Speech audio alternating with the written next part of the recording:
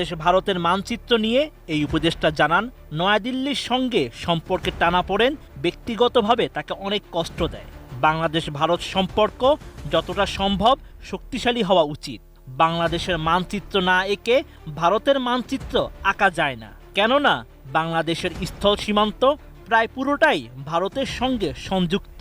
What happened to the most powerful government of 16 years?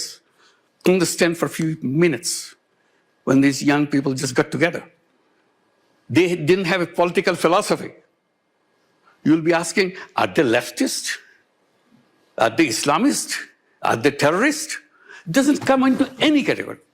You don't have a category for them. You see everybody there.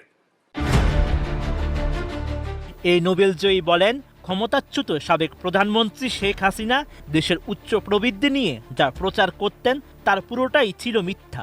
তবে তিনি এর ব্যাখ্যা